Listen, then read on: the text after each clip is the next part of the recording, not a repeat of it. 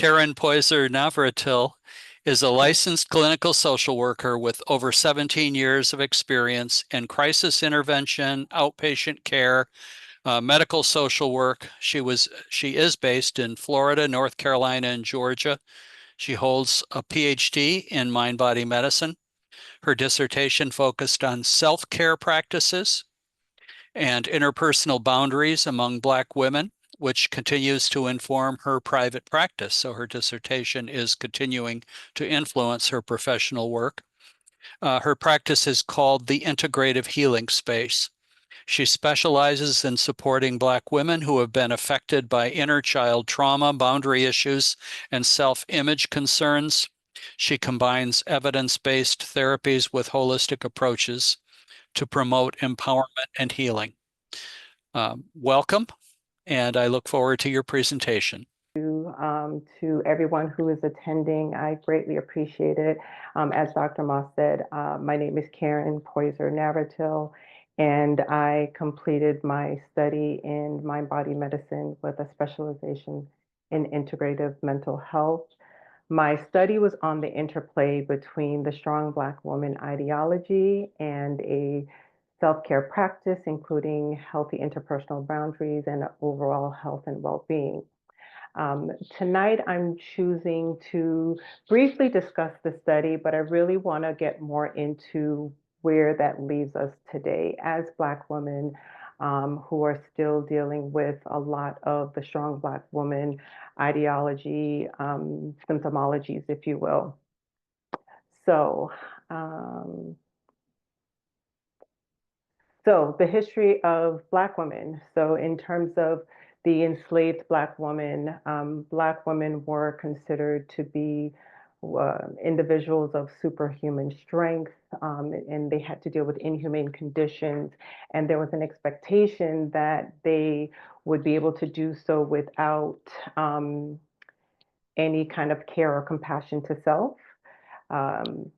Harris Perry in 2011, Parks 2013, added that it was a requirement essentially for Black women to ignore themselves and as they cared for their enslaver and their enslaver's family. Enslaved Black women were only considered to be valuable based on their ability to produce, because we know that as enslaved Black women, their children also were enslaved. And so plantation owners really just considered the value of the mother as the woman based on what she could produce, no more, no less. And Black women tended, they socialized their daughters to continue the practice of overextending, of giving and being available to the enslavers, to their communities, their children, their families. The idea was they had to give. It was a requirement to give, and taking care of themselves was not an option. And they continued this line of thinking, this messaging, this narrative to their children, spoken or unspoken. So the guiding theories that are specific to this historical and sociocultural, the underpinnings of the strong Black woman, the superwoman schema that was discussed by Woods Giscombe in 2010, she founded 5 themes in her study, and it was the obligation to present an image of strength, the obligation to suppress emotions, the resilience to vulnerability and or dependence on others, the motivation to succeed despite limited resources. The Black feminist thought also suggested that Black women were more than the controlling images created to suppress Black women and encourage Black women actually to self-define who they were, not as a strong Black woman, not as an angry Black woman, not as a Jezebel or a welfare, and all the other images that have been associated with Black women throughout the years. The Strong Black Woman script is another theoretical framework that was used with my study. it posited that Black women, in handling the daily responsibilities and self-care and coping, and to cope, Black women had to be, quote unquote, the strong Black woman. The Sistrella complex, also founded by Jones and Shorter Gooden in 2003, furthered the discussion by suggesting that Black women's risk for depression specifically was due to embodying the strong Black woman. Again, there is this idea that Black women are self-neglecting, they are self-resilient, they're independent, and therefore there's no time to take care of themselves in the process.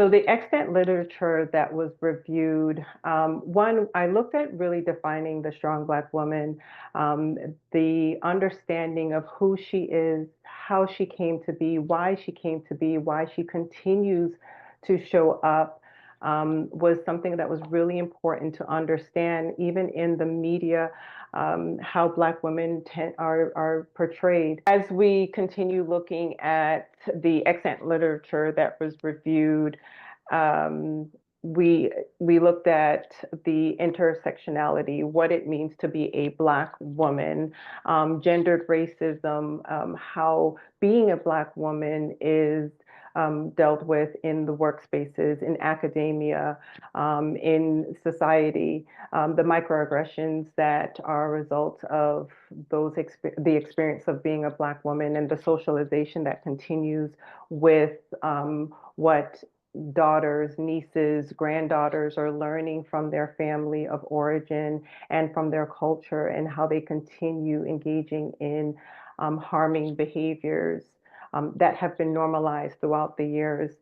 Um, the understanding of self-care and boundary setting, the interesting aspects of the literature that was reviewed really looked at self-care from a negative standpoint. What self-care is or has been in the Black community is something that we do not have access to, and any attempt to have access just shows our weakness. And so strength is pushing through. It's not giving time for self. It's not caring for self. And because we are, as a Black woman, an extension of everyone else, there is no such thing as boundaries. So really looking at the literature helped to understand what boundary setting means and how it is shaped by the strong Black woman ideology. Next screen, please. So the problem and purpose of the study, the identified problem, Black women who embody the strong Black woman ideology and without a self-care practice or healthy interpersonal boundaries are at increased risk for mental and physical health ailments. This was a qualitative oral history study, again, to explore the interplay between the embodiment of the strong Black woman ideology, the endorsement of a sufficient self-care practice, including healthy interpersonal boundaries. And the reason why I chose an oral history study is because I believe there's so much power in the voices of the Black women that participated in the study. And I thought that their stories were significant, and I wanted everyone to be able to read and understand what they had to say and what their experience has been with being strong Black women. Next, please. So the 4 research questions that I explored in this study. Research question 1, what role does the embodiment of the strong Black woman ideology play regarding the endorsement of a self-care practice among Black women? Research question number 2, how could the endorsement of a self-care practice shape the health and well-being of Black women? Research question 3, how does the Black woman's the Black woman's definition of strength shape boundary setting as an extension of self-care? And research question 4, what is the interplay between the strong Black woman ideology and a sufficient self-care practice, including healthy interpersonal boundaries and overall health and well-being? Very wordy, definitely, but it is really the foundation and the to give us understanding and language behind how Black women navigate this space called self-care, and to really let us into their world, if you will. I'm going to get into some details with the themes and sub-themes that came up with these questions, but just to give you a little bit of an idea of what the research questions were. Next, please.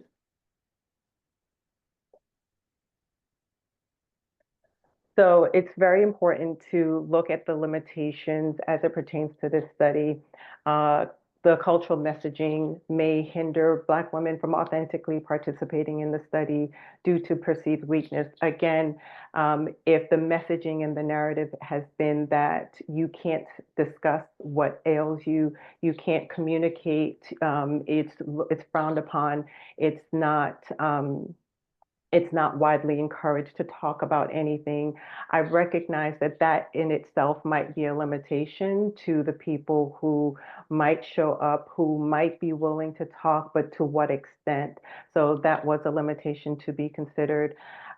Black women who had prior knowledge of the strong Black woman ideology may not accurately represent the general population. I had to also consider that, you know, there might not be a lot of people who understand or know about this ideology or trope or construct, but essentially the strong Black woman, they live it, but not necessarily know the labeling or title of it, if you will. The target sample, middle income Black women who made between 50 and 100,000. They live in the southeastern United States. And again, they may not necessarily represent the general population of Black women. I had to consider people in California or in Utah may not have the experience as the people in South Florida. The sample size was 6 participants, so my sample size was small and again may not necessarily represent a larger group of Black women who are between the ages of 25 and 55. So again, what a 60 or 70-year-old Black woman's experience might look a little differently than even a 15-year-old or 18-year-old. And of course, there is my implicit bias in regard to this study. Next, please. So meet the participants. As I previously said, there were a total of 6 participants. 3 were attained through purposive sampling, while the other 3 were obtained through snowball sampling. And so just to give you an idea about my participants, they were between 30 and 40 years old. Haitian American, African American, and Jamaican American.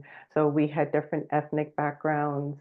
Some were married, some were single, different occupations. Some had children, some did not, and the amount of children differed. And I felt like that was also important so that we could see there wasn't any specific one thing or another in terms of ethnic background or occupation or age, in terms of what their experience was as a strong Black woman.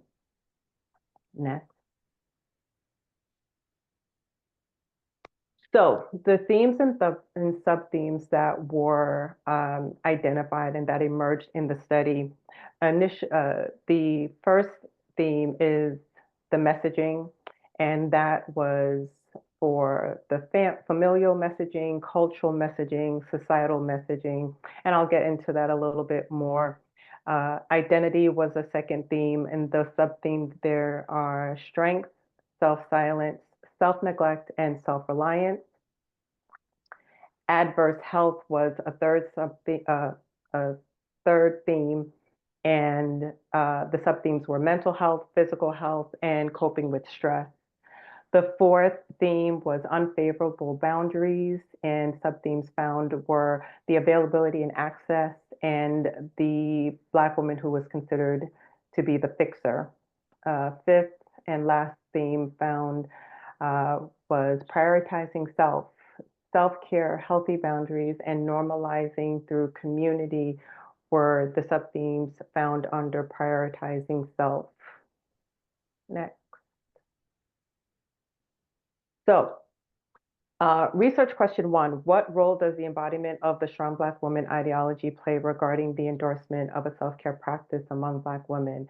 And so the first theme, as I previously said, was messaging, and it's really where the creation of the strong Black woman even, emerged. The participants shared how their family and their culture shaped their perception, their understanding, who they were within their, being a strong Black woman. The thing that was really important is that all of the participants shared that there wasn't a conversation, there wasn't a discussion, there was just an understanding, there was just an expectation that this is who they were meant to be. They watched their mother, their grandmothers, and this is just, there wasn't a choice, if you will. Societal interactions and demands reconfirmed that information. So my understanding from the participants is whatever they learned within their home,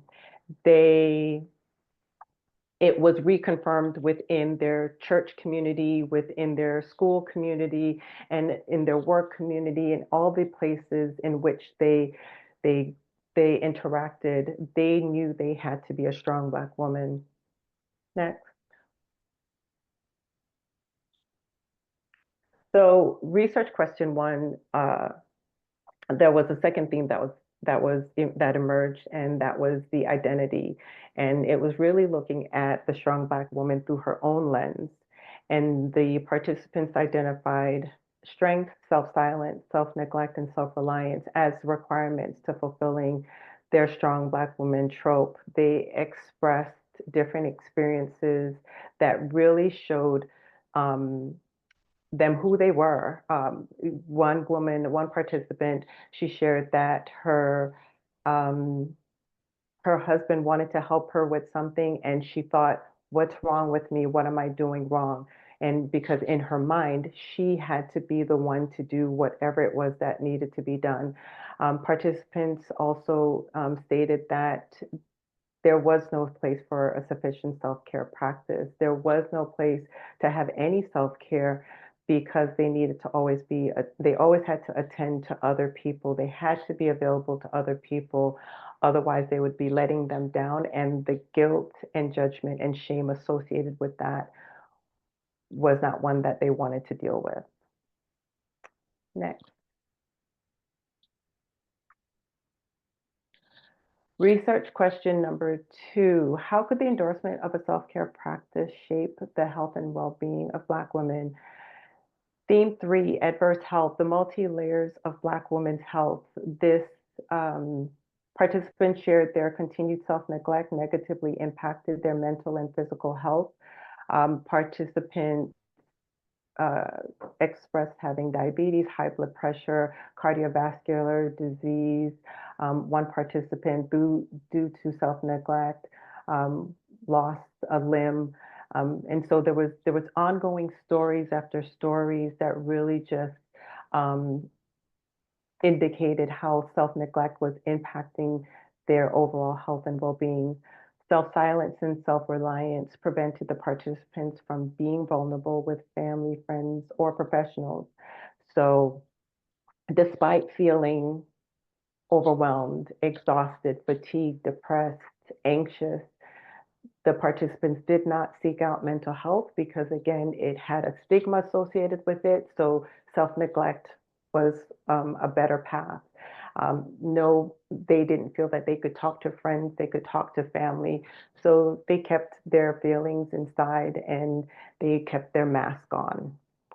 The participants admitted to using maladaptive coping skills such as marijuana, marijuana use, excessive alcohol and food, shopping. And although these coping skills are considered poor, they are culturally accepted. So the participants tended to engage in these coping skills rather than seeking, again, that professional support and help that to get them through whatever they were going through. Next. Research question 3, how does the Black woman's definition of strength shape boundary setting as an extension of self-care? So again, we go back to those unfavorable boundaries. If the strong Black woman has to be available to everyone else, she is there, every woman, there being family, friends, church, community. There is no time for self. Um, they have to be ready at all times to take care of everyone else.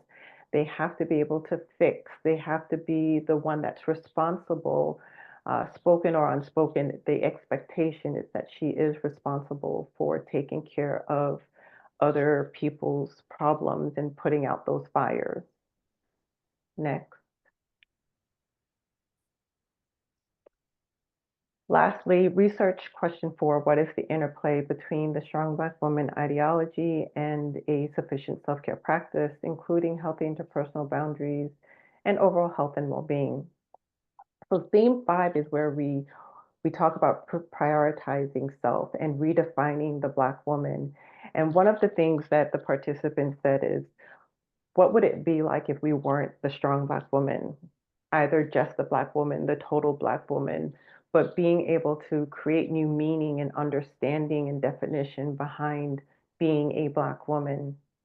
So the participants, although they shared that they didn't have the luxury for self-care, they acknowledged the benefits of it. They celebrated the Black women who they witnessed who were able to give themselves that self-care practice. They wanted to know what it would be like to start to engage in self-care, start to normalize the conversation about self-care, what it would look like if we could just create a community of Black women who encouraged and nurtured and did so without judgment, without shame, without guilt, and started to really re-examine what a Black woman could look like without the limitations of strength as it's been known. So those were the findings as it pertains to the study. Next, please. So as Dr. Moss said in the introduction, as a licensed clinical social worker, I'm in private practice, and 99% of my clients are Black women. And so this study isn't just about me or the participants, it's about the Black women that I meet with on a day-to-day basis who share some of the sentiment that I just offered in the study, the research. But I wanted to kind of bring things to current day to 2020-25. Next, please. So Black women are exhausted by the mental load that they carry. There is a invisible burden, there is an expectation, there is emotional labor that they carry on a day-to-day basis, and they must do so without any reprieve. And they have to carry that mental load because they have to show up for their family, they have to show up for their friends, their community, their church. There is no time for self because they have to be available for other people. And they have to go along with that strong Black woman myth, the understanding of being a strong Black woman. If there is an expectation that this is who they are, and if they don't actually meet the requirements or the criteria, then that causes one to question, well, who am I if I'm not a strong Black woman? The generational trauma that is handed down, the understanding that Black women, when they were Black girls, were taught that sexism and racism and all of the hardships that go along with being a Black woman will be their plight. And so they already understand the necessity to be strong early on because they are also carrying the burden of the generational trauma. There's also workplace pressure and racial bias that Black women have to deal with in terms of code switching, in terms of microaggressions. So that mental load is, they always have to be on. They can't just relax. They can't just put their guard down. They're always having to figure out what is going on in this academic space or this workspace. Um, there's also a religious and cultural component to Black women and their mental load. Oftentimes in Black faith communities, there's a belief that I can do all things through Christ who strengthens me, or God will not give me more than I can bear. And that verbiage, that scripture, although yes, the faith provides support, but it can also be a detriment because Black women often feel, well, I can do this or I should do this because God or Jesus or what have you. And so it doesn't give space in the church to just be able to relax one's shoulders and just be.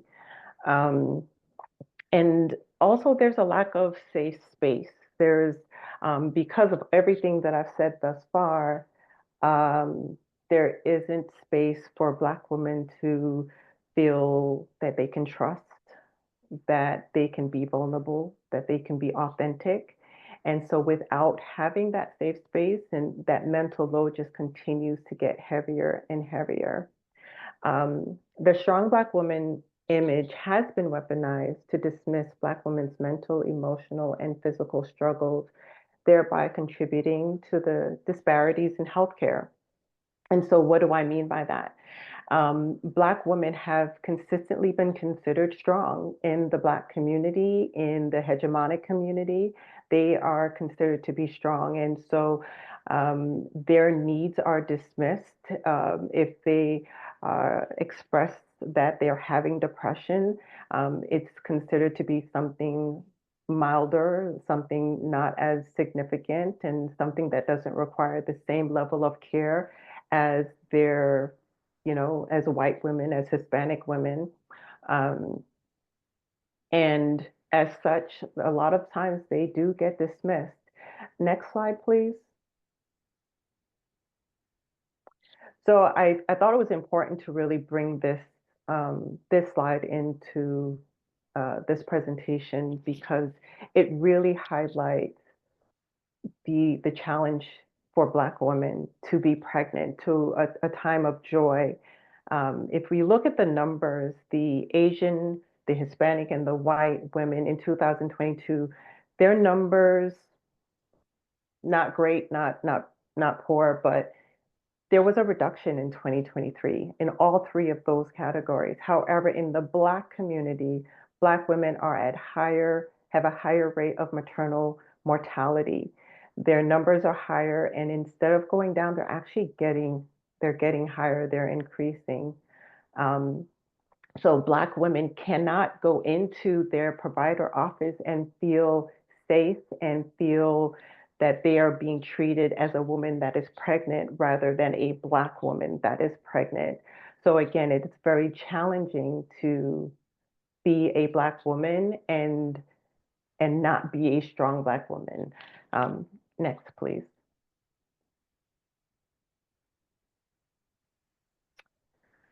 So code switching. Again, back to discrimination, oppression, systemic injustice.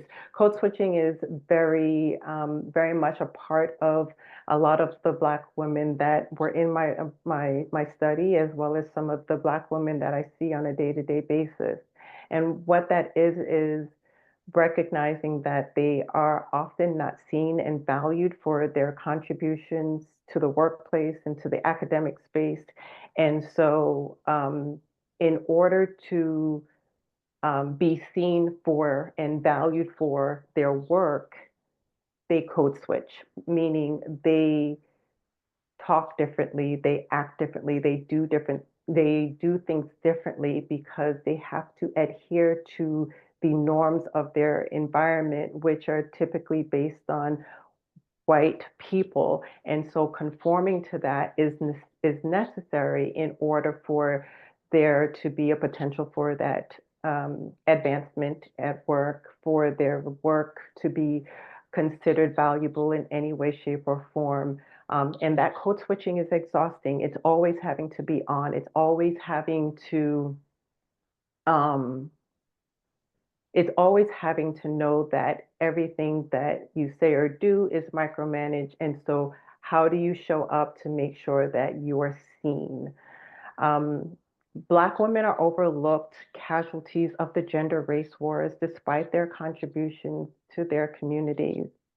Um, either so the gender race wars either advocate for the racial justice within the patriarchal spaces, or they push for gender equality in predominantly white feminist circles. And those circles tend to ignore the racialized experience. So as again, Black women, we have to pick a side, and sometimes picking a side is difficult and again exhausting. And again, having to be strong, having to figure out how to navigate this gender space as well as this race space. Next slide, please. So as a reminder, Black women must disregard their concerns, their fears, and their hurts to show up for their families, communities. And I'm seeing a lot of my clients be very much impacted. I know there's a lot of people impacted, but very much impacted due to the current political climate and policies. Black women tend to be the ones that are fighting at the forefront for social injustice, um, and yet they're not considered they're not considered in any of the fights. They are, again, dismissed. They are disregarded, their needs, their voices. And so even though there's this increased pressure for Black women to advocate for communities, those very same communities do not see the value that women offer or what they bring to the table to show up in these social spaces. And they're continuously dealing with discrimination, oppression, and injustice. And therefore, the necessity for self-care is even more important than it's ever been, yet it's probably further away in 2025. Um, and so it continues to be challenging to be a Black woman who's dealing with social injustice, who's dealing with oppression. There's an ongoing devaluation of Black culture and Black history, and it's a continuous fight to prove the brilliance and the value that Black people bring to the table and that they deserve to be recognized and respected, as opposed to being reduced and dismissed as they continuously find themselves. Next, please.